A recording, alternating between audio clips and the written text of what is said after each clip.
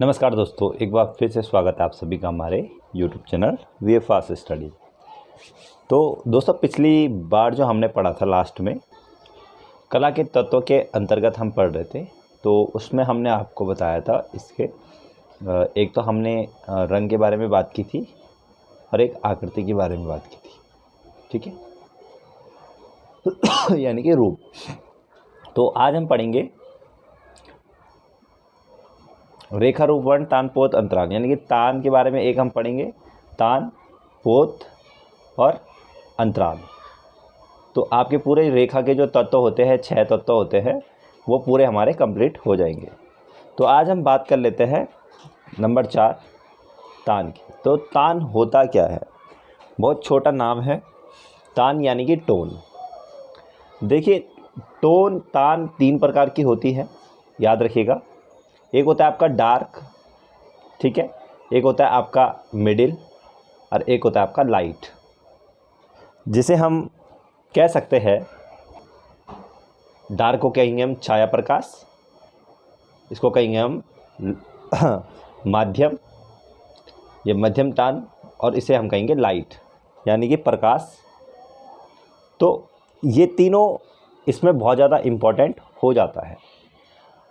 इन्हीं तीनों की टोनों की वजह से हम क्या करते हैं, जो हमारा द्विआयामी तल, यानी कि द्विआयामी तल होता है चित्र बनाने के लिए, तो उसमें हम 3D प्रभाव, त्रिआयामी प्रभाव, यानी कि हम चित्र में दिखा सकते हैं, ठीक है। कई चित्र आपने देखे होंगे जो 3D चित्र होता है, ऐसा लगता है कि हम उनको पकड़ लेंगे कागज़ से।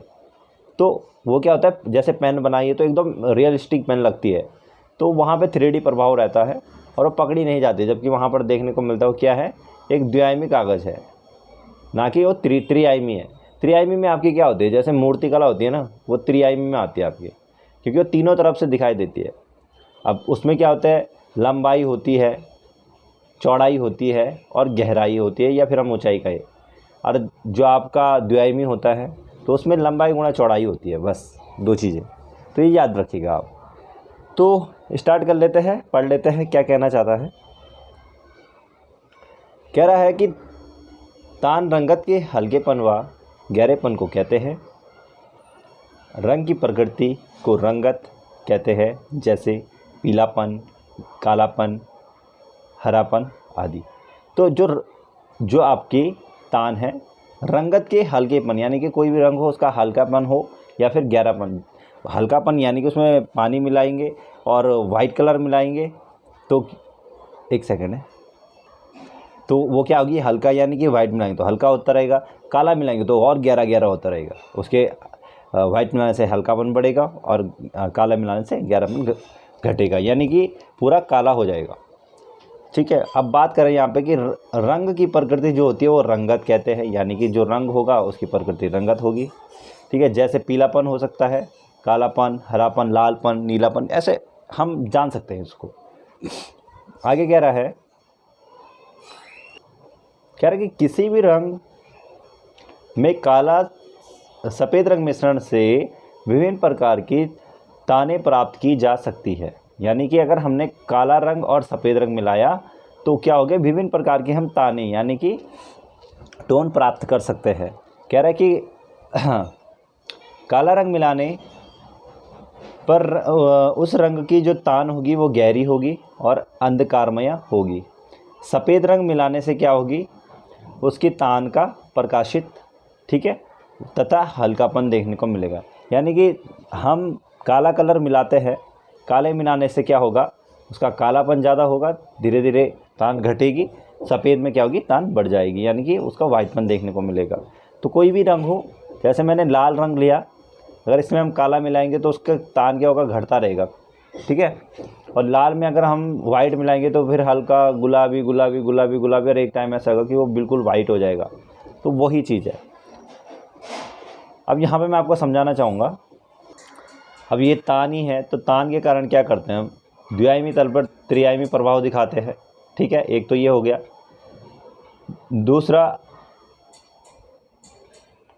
दूसरा जो हम क्या करते हैं, 3D प्रभाव, यानी कि हम 3D प्रभाव दिखाएंगे तो हमें क्या करना पड़ेगा, तीनों टोनों का प्रयोग करना पड़ेगा।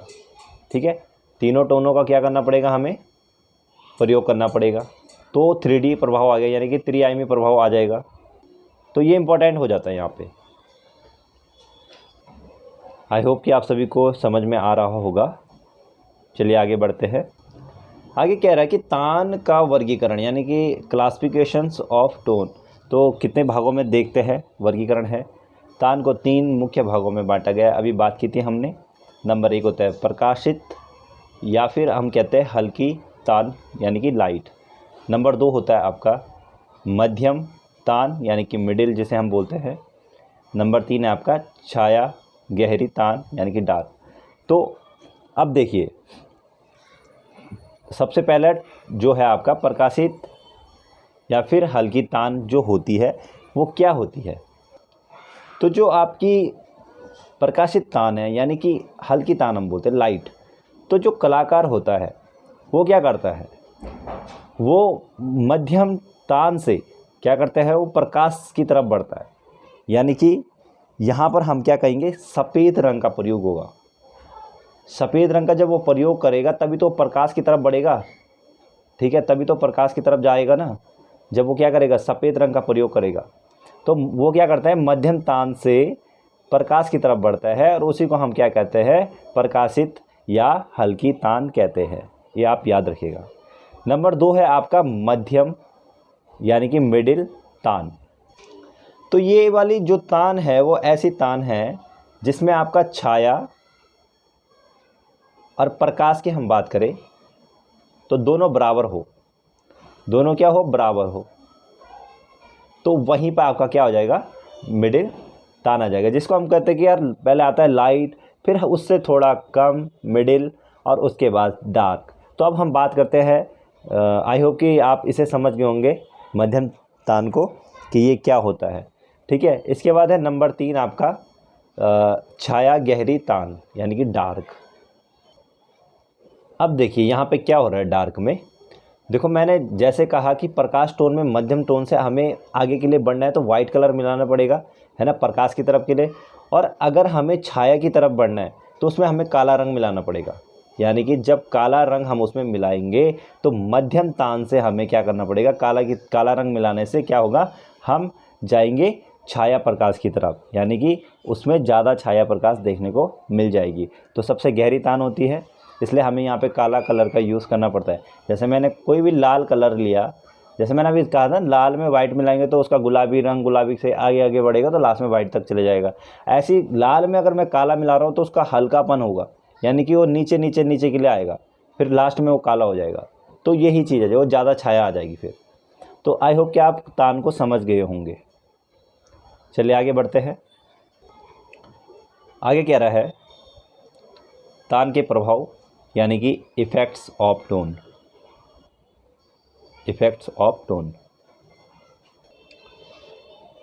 क्या रहा है कि चित्र में विभिन्न उपायों से तान के प्रभाव को उत्पन्न किया जा सकता है। तो किस प्रकार से किया जाता है प्रभाव उत्पन्न, देख लेते हैं। नंबर 1 है आपका परिवर्तन पद्धति, यानी कि इंटरचेंज। कह रहा है कि कोई चित्र सक्रिय तथा सहायक बिंदुओं में विभाजित होता है। यानी कि कोई भी चित्र है, ठीक है, सक्रिय और सहायक के बारे में मैंने आपको बताया था। हर चित्र में सक्रिय आकृति उसे कहेंगे जो मुख्य आकृति होती है, जो सेंटर में होती है, और यह सेंटर के अलावा कहीं पे भी हो, और उसके इधर उधर की जो चीज़ें होंगी, पीछे बैकग्राउंड वगैरह, वो आपकी सहायक होंगी, यानी कि उस चित्र को क्या कर रहे हैं, प्रभाव दे रहे हो। तो वो कह रहा है कि विभाजित होता है। ठीक है, अब ऐसे में क्या होता है कि उनका ऐसे में मान बदल दिया जाए तो तान का प्रभाव बढ़ जाता है। यानी कि उनमें हमने उस चित्र में जो भी चीज़ें हैं, हमने उसमें प्रभाव डालने के लिए क्या किया, उसका तान का प्रभाव डालने के लिए हमने मान को बदल दिया, और उसमें हमने लाइट अच्छी टोन्स दे दी, तो उसका क्या होगा, प्रभाव बढ़ जाएगा, यानी कि वो चित्र अच्छा देखने को मिल जाएगा। चलिए आगे बढ़ते हैं। पॉइंट नंबर 2 है विभाजन पद्धति, यानी कि डिस्ट्रीब्यूशन। कह रहा है कि किसी चित्र में काले रूप के पास सफ़ेद रंग का रूप प्रयोग कर देने से चित्र में क्या होती है, गति आ जाती है।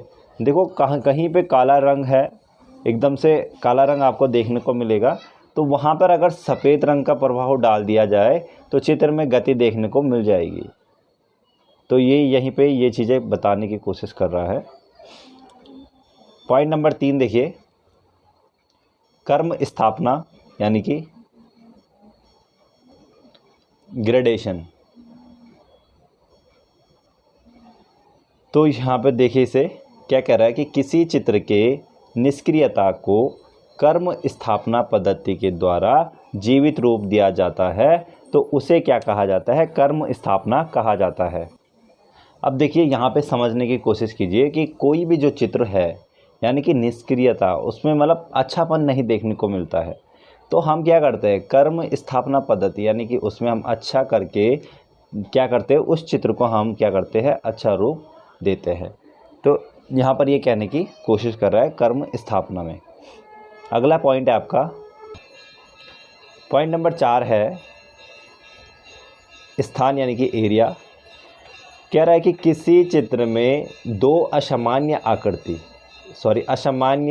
क्षेत्र की आकृति एक ही तान के है, यानी कि कोई भी चित्र है उसमें दो असामान्य आकृतियां हैं और वो एक मतलब वो क्या है, मतलब असामान्य क्षेत्र की आकृति है और एक ही तान की ओर, ठीक है।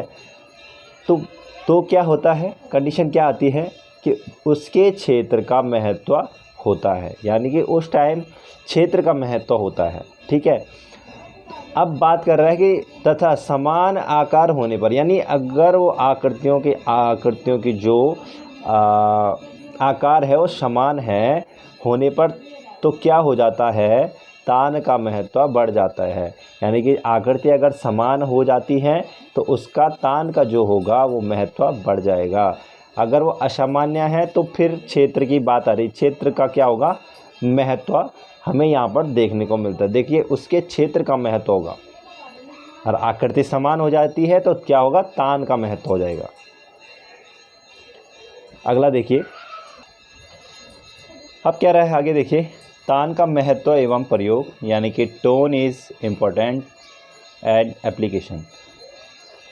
कह रहा है कि चित्रतल द्विआयामी होता है, ठीक है। जो चित्रतल होगा वो द्विआयामी होगा, याद रखना आप। और अगर हम मूर्ति की बात करेंगे तो वो क्या होगा, आपका त्रिआयामी आ जाएगा। चित्र में तान के प्रयोग से त्रिआयामी प्रभाव उत्पन्न किया जा सकता है, जो हमने अभी आपको बता दिया कि जो चित्र है उसमें हम जब टोन का प्रयोग करते हैं तो उसमें त्रिआयामी प्रभाव हम उत्पन्न कर सकते हैं।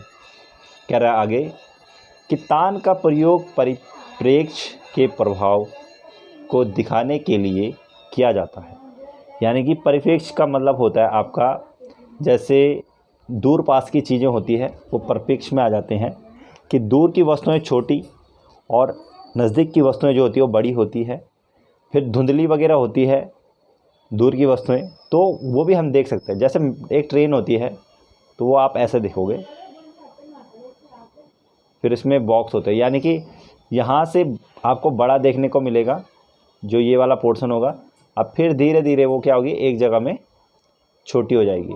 फिर हम मकान को भी ले सकते हैं, यानी कि हम कोई भी मकान बनाते हैं तो उसमें क्या होता है, ये वाला पोर्शन पीछे का कम होता जाता है, आगे का आपका बड़ा होता जाएगा। ये चीज़ यहाँ पर देखने को मिल जाती है,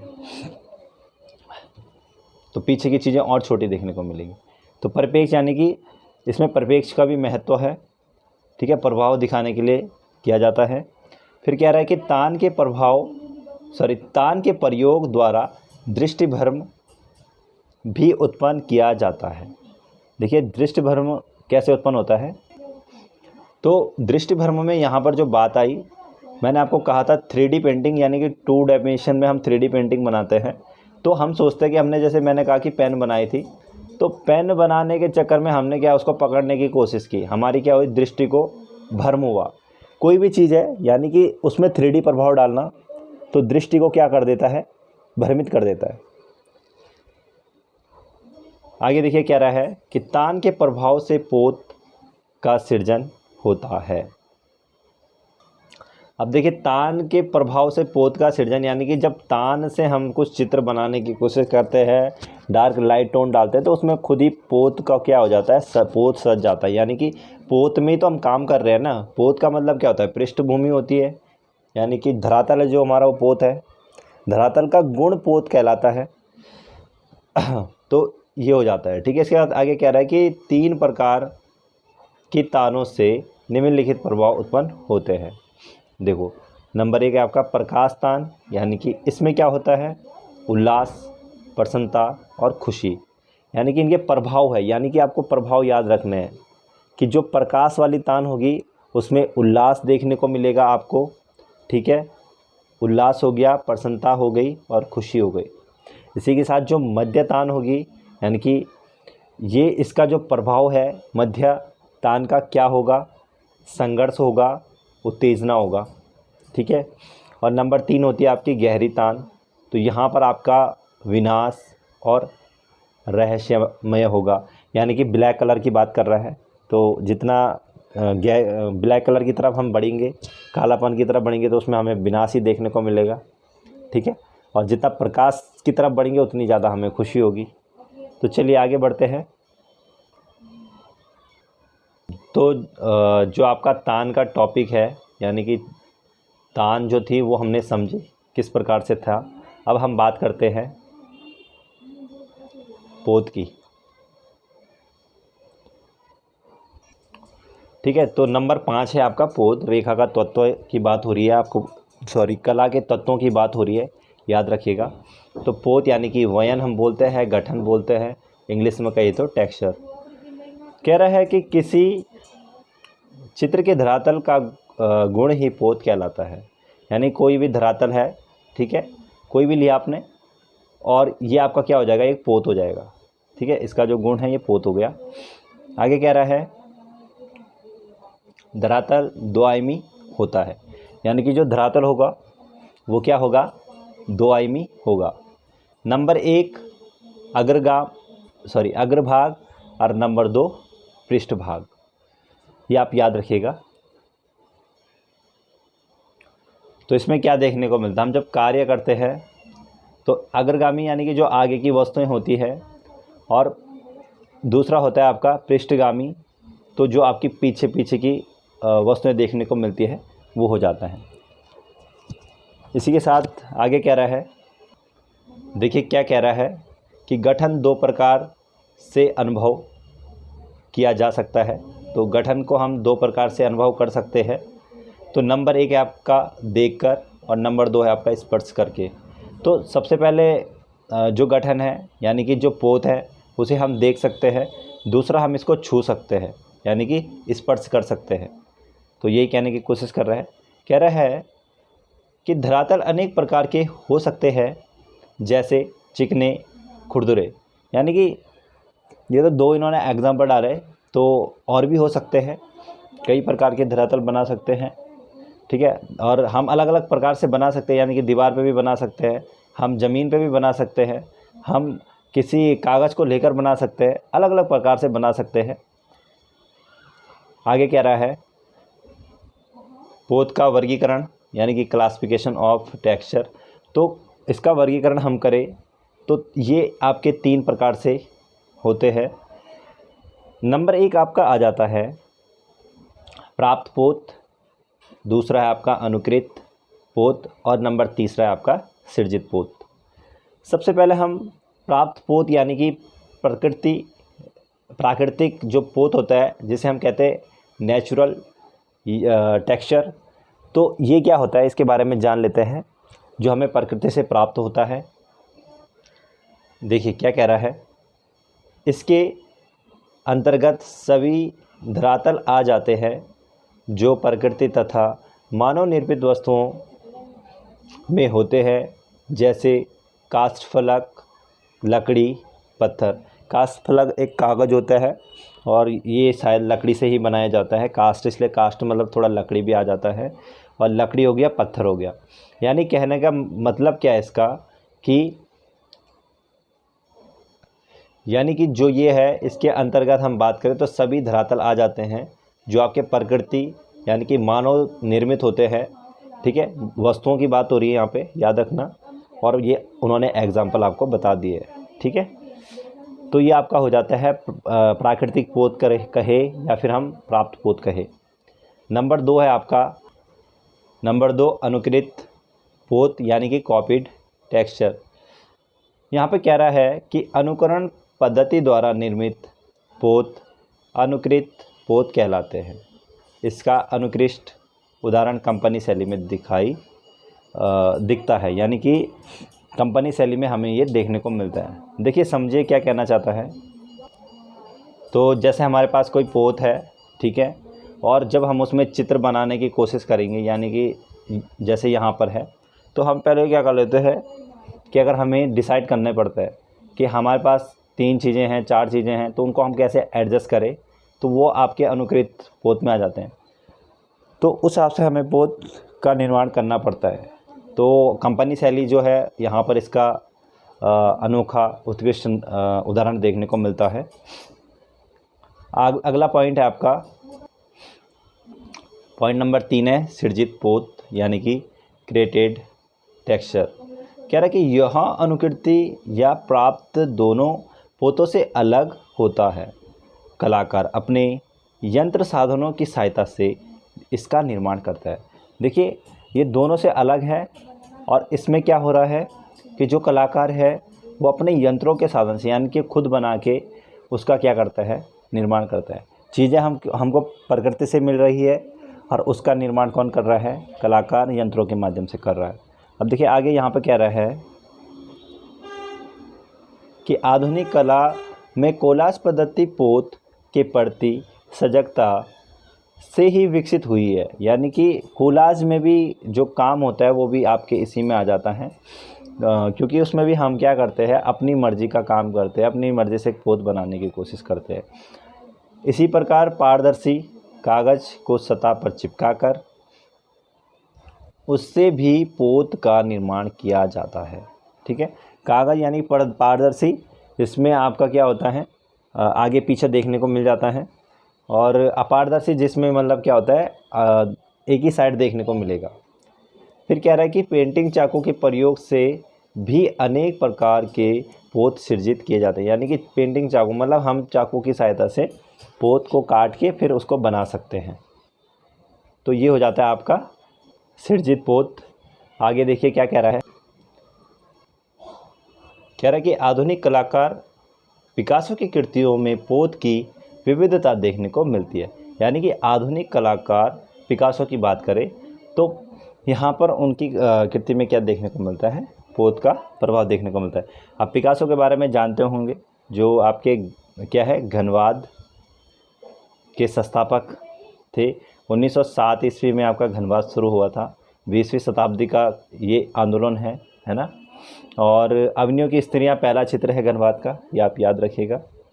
तो बाकी वेस्टर्न में ये है कि जब हम वेस्टर्न का सेक्शन चलाएंगे तो उसमें भी आपको पूरा अच्छे से बताते रहेंगे। तो अभी वेस्टर्न तो दूर की बात है, पहले आप इंडियन कंप्लीट कीजिए अच्छे से। तो आगे कह रहा है पोत के प्रकार यानी कि टाइप्स ऑफ टेक्सचर। पोत के निम्नलिखित प्रकार होते हैं। नंबर 1 है आपका खुरदुरा पोत, जिसे हम बोलते हैं रफ टेक्सचर। कह रहा है कि खुरदुरा पोत का प्रयोग कलाकार को चित्र बनाने में सबसे सुंदर एवं सुलभ माध्यम होता है। यानी कि खुरदुरा पोत जो होता है वो काफ़ी अच्छा होता है और उसमें चित्र बनाने में काफ़ी मज़ा आता है। आगे कह रहा है कि जो किसी आकृति को स्पष्ट एवं मजबूती प्रदान करता है। यानी कि हमने कोई भी आकृति बनाई उसको स्पष्टता और मजबूती देगा। यानी कि वो जो आकृति होगी वो काफ़ी सुंदर देखने को मिलेगी, और वो क्या देखने को मिलेगी, मजबूत यानी कि अच्छी देखने को मिलेगी, ठीक है। आगे कह रहा है,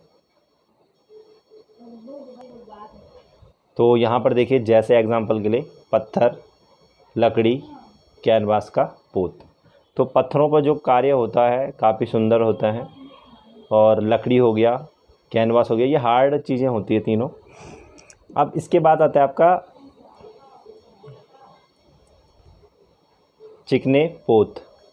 तो स्मूथ टेक्सचर जो हम बोलते हैं, इसमें लिखा है कि इस प्रकार के पोत सुखद अनुभूति प्रदान करते हैं। ये प्रकाश को परावर्तित करने में सक्षम होते हैं। यानी कि जो ये पोत होते हैं, ठीक है, ये सुखद अनुभूति प्रदान करते हैं, सॉफ्ट होते हैं यानी कि बहुत हल्के, और प्रकाश को क्या करते हैं, परावर्तित करते हैं। ठीक है, ये याद रखना। अब ये हमें पता है कि कागज़ हो सकता है, आइवरी शीट होती है एक, जिस पे हम मिनीचर वगैरह बनाते हैं, बहुत ज़्यादा सॉफ्ट होती है, उसमें तो ये लगा लो कि खुरदापन होता ही नहीं है। अब जो कागज़ है, यानी कि कागज़ में आपकी आइवरी शीट है तो ये ज़्यादा सॉफ्ट होती हैं, और कार्टिज जो शीट होगी वो थोड़ा सा खुरदरी होती है, थोड़ा सा, वो भी हम उसमें जल रंग का प्रयोग ज़्यादा करते हैं, है ना। पोस्टर हो गया और जल रंग का हो गया। बाकी आइवरी शीट में एक्रिलिक कलरों का ज़्यादा प्रयोग देखने को मिल जाता है। चलिए आगे बढ़ते हैं। देखिए, ठीक है, तीसरा देखिए, कोमल पोत यानी कि सॉफ्ट टेक्सचर, बहुत ही ज़्यादा सॉफ्ट होते हैं वे पोत जो स्पर्श करने को प्रेरित करते हैं, जैसे मोनालिसा चित्र, यानी कि छूने के लिए, कि हम उन्हें छू सके, अच्छे से स्पर्श कर सके, और हमें वो क्या करते हैं, प्रेरित करते हैं। तो मोनालिसा का जो चित्र है वो किसने बनाया है, तो मोनालिसा की बात आ रही है यहाँ पे कि मतलब ये आपका कोमल पोत है और सॉफ्ट पोत है, उसमें ये चित्र बनाया गया है। तो मोनालिसा आपकी किसने बनाई थी, लियोनार्डो दा विंची थे, ठीक है, उन्होंने बनाई थी मोनालिसा, और ये आपकी विश्व की प्रसिद्ध पेंटिंग मानी जाती है। अगर जिसने नहीं देखा तो वो नेट पे सर्च करके इसे देख सकता है। मोनालिसा जो है वो रहस्यमय पेंटिंग भी मानी जाती है, यानी कि इसके बारे में अभी तक मतलब कईयों को जानकारी पता नहीं है कि मोनालिसा आखिर कौन थी। चलिए आगे बढ़ते हैं। लियोनार्डो दा विंची की बात करूँ मैं तो ये आपके ऑलराउंडर थे, यानी कि हम बोलते हैं मल्टी टैलेंटेड कलाकार थे, चित्रकार बोल सकते हैं हम इन्हें, ठीक है, साहित्यकार हो गए, आपके इंजीनियर थे, आप मतलब मल्टी टैलेंटेड कहेंगे हम। और पहला जहाज़ भी इन्होंने बनाया था, पहली हेलीकॉप्टर भी माइकल एंजेलो ने, मोनालिसा, लियोनार्डो दा विंची की बात कर रहा हूँ, माइकल एंजेलो नहीं। तो ये मतलब मल्टी टैलेंटेड थे एक साथ। चलिए आगे बढ़ते हैं। नंबर 4 है आपका कठोर पोत, यानी कि हार्ड टेक्सचर की बात करें हम। ये पोत सुदृढ़ होता है, लेकिन कठोर व मजबूत होने के कारण सुखमय प्रभाव उत्पन्न नहीं करते हैं। यानी कि कठोर के कारण क्या करते हैं, ये कठोर और मजबूत होने के कारण सुखमय प्रभाव नहीं देते हैं, ठीक है, ये याद रखना आप। और कठोर पोत बोलते हैं इन्हें, हार्ड पोत। तो 4 प्रकार के हमने यहाँ पे पोतों के बारे में जाना। अब हम बात करेंगे कला का, लास्ट पॉइंट है हमारा कला के तत्वों का, यानी कि अंतराल, स्पेस जिसे हम कहते हैं। तो अंतराल क्या है, कह रहा है कि अंतराल मतलब स्पेस, यानी कि जब हम कोई चित्र बनाते हैं तो उसी टाइम क्या हो जाता है, स्पेस यानी कि अंतराल आ जाता है। अब देखिए कहना क्या चाहता है कि चित्रकार का कार्य क्षेत्र, यानी कि जहाँ पर चित्रकार कार्य कर रहा है, अंतराल होता है। अब कार्य क्षेत्र यानी कि ये देखिए, कहीं पर भी चित्र बनाए तो वहाँ से अंतराल का क्या हो जाता है, अंतराल स्पेस देखने को मिल जाता है। आगे कह रहा है कि जिस पर वह किसी चित्र के रूप का सृजित करता है,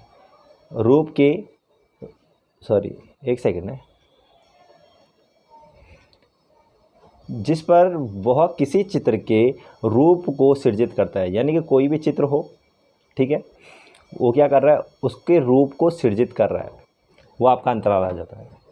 फिर कह रहा है कि धरातल द्विआयामी होता है, जिसमें लंबाई गुणा चौड़ाई, यानी कि लंबाई व चौड़ाई होती है, ठीक है। तो धरातल भी मैंने आपको बता दिया कि द्विआयामी होता है, लंबाई और चौड़ाई, इसमें गहराई नहीं देखने को मिलती आपको। आगे कह रहा है कि मार्कंडेय मुनि के द्वारा रचित विष्णु धर्मोत्तर पुराण में धरातल या फिर हम अंतराल की बात करें को स्थान कहा गया है। यानी कि मार्कंडेय मुनि ने कौन सा ग्रंथ लिखा था, विष्णु धर्मोत्तर पुराण, और यहाँ पर क्या किया गया है, धरातल या फिर हम अंतराल की बात करें, इन्हें क्या कहा गया है, स्थान कहा गया है, ठीक है, इसे याद रखिएगा। ठीक है, आगे देखिए, सोमेश्वर प्रथम द्वारा लिखित सोमेश्वर प्रथम द्वारा लिखित अभिलाषितार्थ चिंतामणि में अंतराल को स्थान निरूपण कहा गया।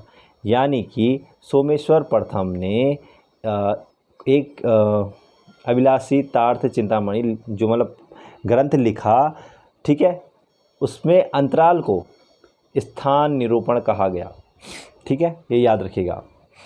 इसके बाद आगे कह रहा है कि भोज द्वारा रचित सम्रांगण सूत्रधार में अंतराल को भूमि बंधन कहा गया। यानी कि जो भोज थे, राजा भोज बोलेंगे हम इन्हें, उन्होंने सम्रांगण सूत्रधार ग्रंथ लिखा और उसमें अंतराल को क्या कहा गया? भूमि बंधन कहा गया। ठीक है, तो ये हो गया आपके 3 प्रमुख ग्रंथ है। आपके विष्णु धर्मोत्तर पुराण की बात आएगी तो आपका स्थान आएगा, सोमेश्वर द्वारा लिखित आएगा तो स्थान निरूपण आ जाएगा। ठीक है, और भोज द्वारा रचित सम्रांगण सूत्रधार की बात होती है। भोज द्वारा सम्रांगण सूत्रधार में भूमि बंधन इसे कहा गया है, ये आप याद रखिएगा।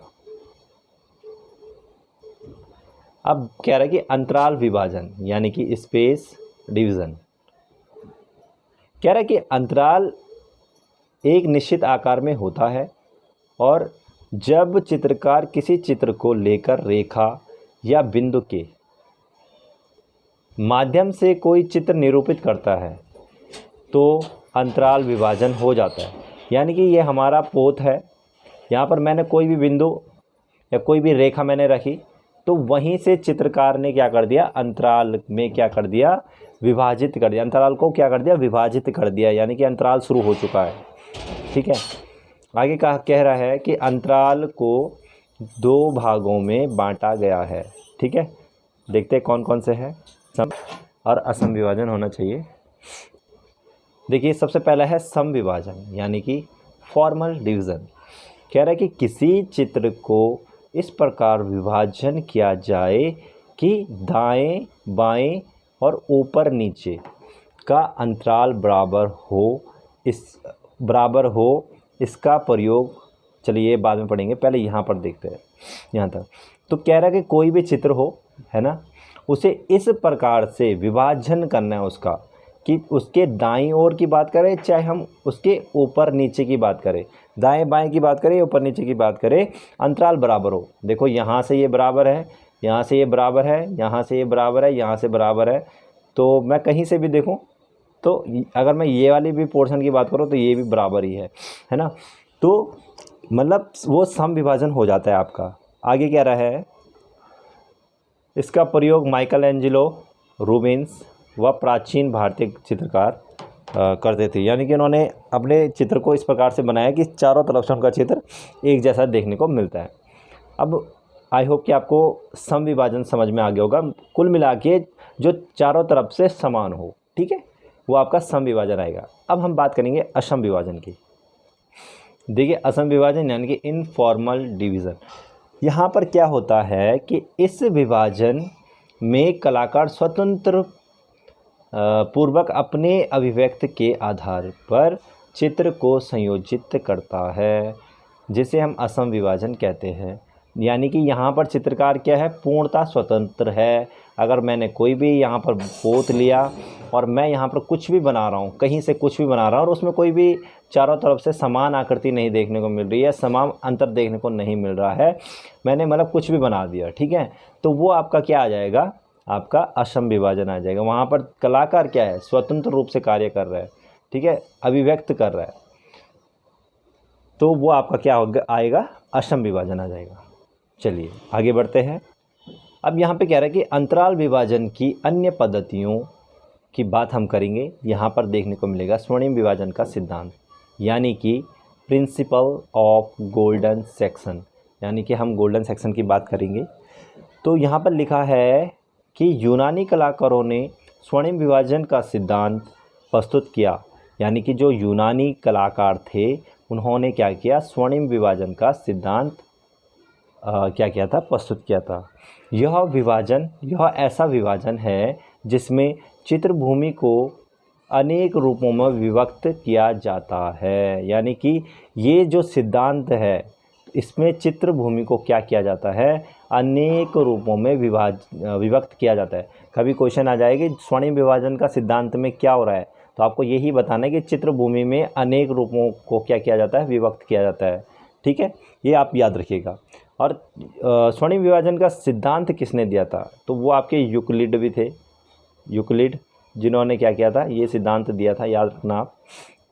आगे बढ़ते हैं। अब देखिए यहाँ पे बात हो रही है सक्रिय विभाजन। देखिए सक्रिय का बार बार नाम आ रहा है, सक्रिय आकृति किसे कहते हैं, है ना, या फिर सहायक आकृति किसे कहते हैं। तो मैंने आपको बताया था कि जो पृष्ठभूमि में मुख्य आकृति होती है वो सक्रिय होती है, जो अदर्श होगा हमारे इधर उधर के तो वो आपके सहायक आकृति हो जाएगी। तो सेम पूछा जा रहा है, यहाँ पे भी सेम बताया जा रहा है कि चित्र का वह भाग जो मुख्य रूप से आकर्षित करता है, यानी कि जो हमारा चित्र भूमि में या पृष्ठभूमि में जो हमारा चित्र है और वो हमें मुख्य रूप से क्या कर रहा है, आकर्षित कर रहा है, तो वो आपका क्या होगा, सक्रिय विभाजन कहलाता है। इसमें चित्र की प्रथम आकृतियाँ चित्रित रहती है, यानी कि चित्र की प्रथम आकृतियाँ, जैसे हम फ्रंट में भी कह सकते हैं, यहाँ पे यहाँ पे यहाँ पे, तो वो आपका सक्रिय विभाजन होता है। ठीक है, अब हम बात करेंगे यहाँ पे सहायक विभाजन। ये देखिए, तो सहायक विभाजन किसे कहेंगे हम, तो सहायक विभाजन क्या हो जाएगा आपका कि चित्र का शेष भाग जो प्राय पृष्ठभूमि में रहता है सहायक विभाजन कहलाता है। यानी कि मैंने अभी आपको बताया था जो आपका चित्र का शेष भाग होता है पृष्ठभूमि में तो वो सहायक विभाजन होता है। यानी कि पृष्ठभूमि में मैंने आपको बता दिया जो मेन पार्ट्स होगा वो आपका होगा सक्रिय, और जो अदर्स होंगे आपके इधर उधर तो वो हो जाएगा आपका सहायक। आगे बढ़ते हैं। तो यहाँ पर हम बात करें अब लास्ट में नंदतिक।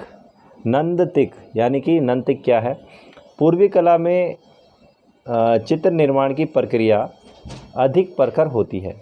यानी कि जो पूर्वी कला थी वहाँ पर चित्र निर्माण की जो प्रक्रिया है वो अधिक प्रखर थी। ठीक है, पहले की बात कर रहे हैं पूर्वी कला, जिसे नंदतिक या फिर एस्थेटिक्स कहते थे।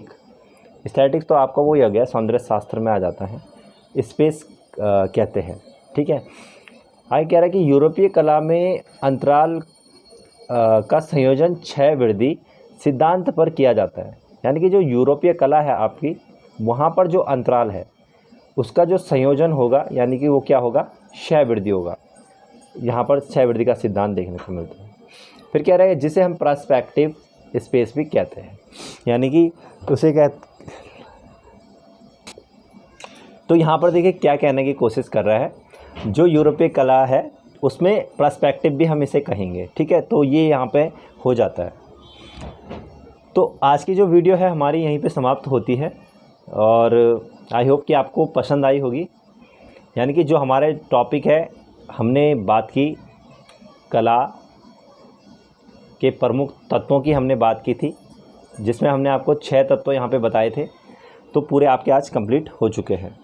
अब इसके आगे हम पढ़ेंगे संयोजन के सिद्धांत और फिर उसके बाद आएगा आपके कुछ क्वेश्चंस हैं इंपॉर्टेंट, उनके बारे में हम बात करेंगे आगे सेक्शन में। तो आप लोग अपनी पढ़ाई अच्छे से करते रहिए और जो आपको मैं वीडियो के माध्यम से दे रहा हूँ उसे अच्छे से समझते रहिए। यहाँ तक कि अगर मैं बात करूँ यूट्यूब पे, तो यूट्यूब पे आपको पूरी डिटेल में नहीं देखने को मिलेगा। अगर होंगे भी तो थोड़ा थोड़ा तान के बारे में होगा, पर यहाँ पर हम बुक के माध्यम से पढ़ रहे हैं तो आपको सारी चीज़ें क्लियर हो जाएंगी। यानी कि अगर कहीं पे गलत भी होगा, पहले तो गलत नहीं होगा, जो तान वगैरह ये चीज़ें हैं तो सब लिखा है, आप समझ सकते हो, बाकी थोड़ा थोड़ा करके हम आपको समझा रहे हैं। चलिए, तो आज का वीडियो हम यहीं पे समाप्त करते हैं और फिर मिलते हैं एक नई वीडियो के साथ। तो इसी के साथ अपनी पढ़ाई जो आपकी स्टडी है, सेल्फ स्टडी अच्छे से कीजिए आप, है ना, और फिर मिलते हैं एक नई वीडियो के साथ। तब तक के लिए जय हिंद, वंदे मातरम।